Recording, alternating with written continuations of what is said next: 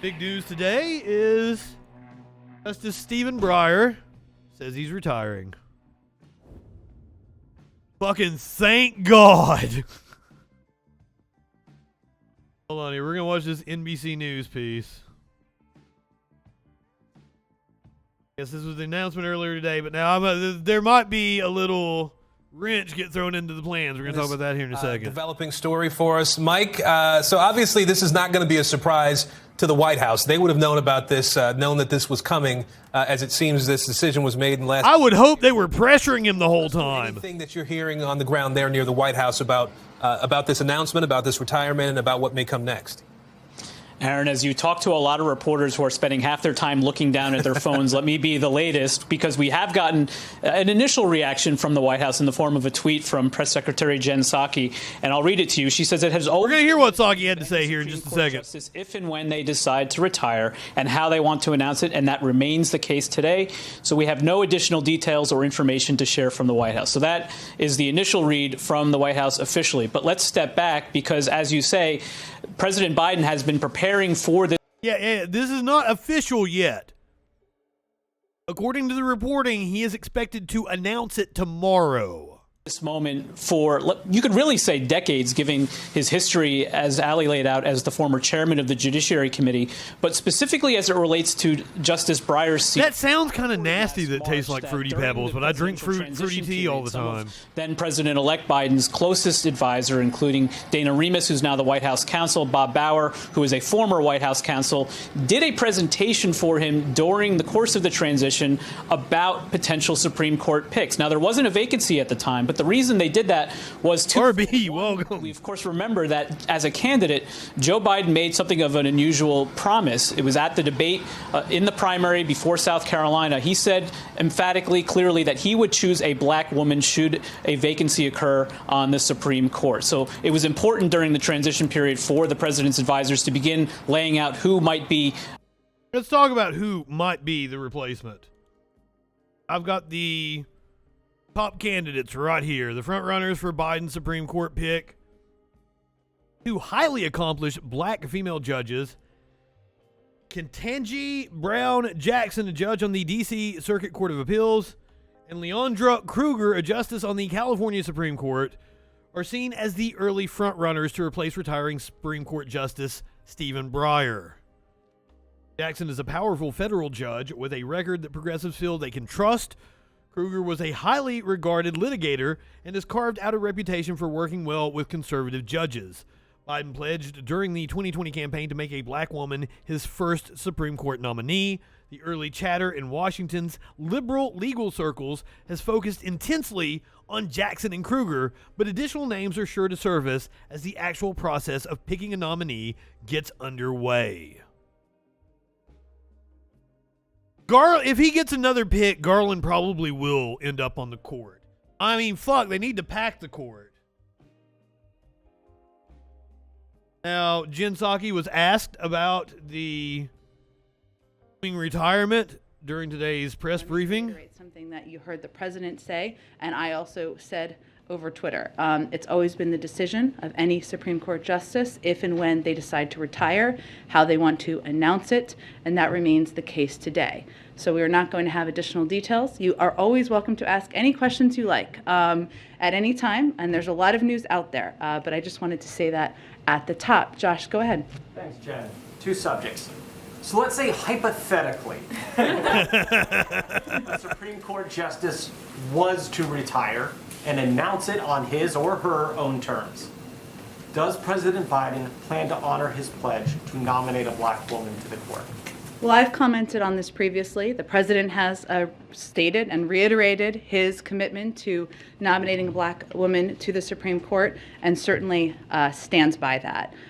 For today, I'm sure all the people that are rooting on the challenge to affirmative action, their heads are exploding. Until, of course, Justice Breyer makes any announcement, should he decide to make an announcement. Okay, secondly, on Ukraine. Is the White House publicizing the troop buildups and the Russian disinfo efforts in hopes of deterring Moscow? And does the White House think that strategy is working? And are you prepared to release more details about what you say Russia's been doing? yes on the last one as we have it, and I think you have all experienced that. Well, we're going to talk about Ukraine here after a while. We're not there yet. We're still talking about Justice Breyer. If I had known she was going to transition to Ukraine, look, that is the next story. Well, Justice Breyer's retirement gives President. I totally would have switched the order there. So I'm going to read from Time Magazine here.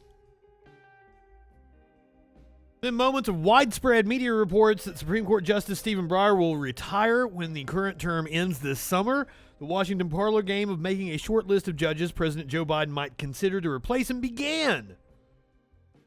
There's one major problem facing Biden's prospects, though. He might not be able to win confirmation for the expected pick.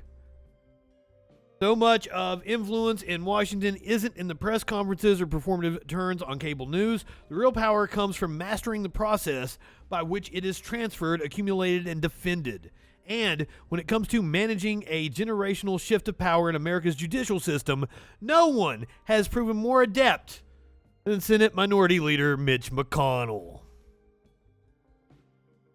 Senate is split 50-50 with Vice President Kamala Harris breaking the tie. So far, so good, given past senators have changed the rules for judicial nominees to get across the finish line with just 51 votes. The Republicans changed the filibuster rule for Supreme Court justices. The so-called nuclear option is meant as a last resort. With the exception of Chief Justice John Roberts, none of the current conservative justices cleared a 60-vote benchmark. The nuclear option can go into motion only if the Judiciary Committee reports the nomination to the floor, a procedural move that says whether a majority on the committee recommends the full Senate consider the pick. Well, in a little-noticed backroom deal that took more than a month to hammer out, McConnell and Senate Majority Leader Chuck Schumer agreed to a power-sharing plan in February that splits committee membership, staffs, and budgets in half. Why does this matter? If all 11 Republican members of the Judiciary Committee oppose Biden's pick, and all 11 Democrats back her, supposedly a her, the nomination goes inert. Pretty safe bet in a committee where at least half of the Republican members have White House ambitions of their own. Nomination doesn't die, but it does get parked until a lawmaker, historically the leader of the party, brings it to the floor for 4 hours of debate. Majority of the Senate, 51 votes, typically can then put debate about the issue on the calendar for the next day. But that's the last easy part. When the potential pick comes to the floor again, it's not as a nomination. At that point, it's a motion to discharge, a cloture motion that requires 60 votes. In other words, 10 Republicans would have to resurrect the nomination of somebody already blocked in the Judiciary Committee.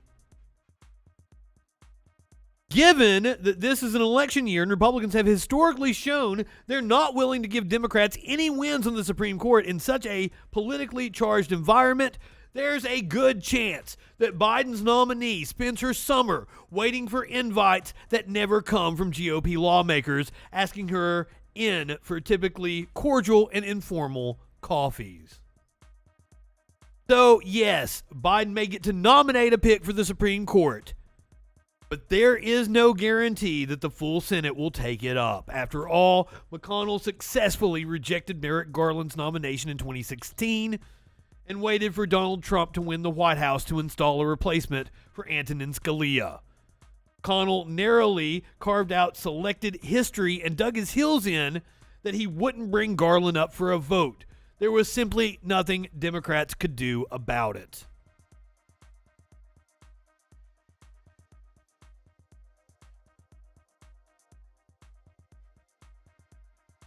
Well, fuck me. Because in order to change the rules on that cloture vote, they're going to need all 50 Democrats, and they don't have them. Manchin won't vote for it. Sinema won't vote for it. Holy fuck. Biden is not going to get to appoint a Supreme Court justice.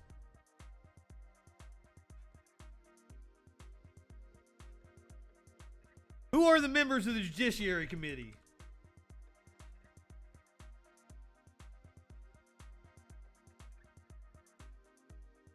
Oh, the Senate.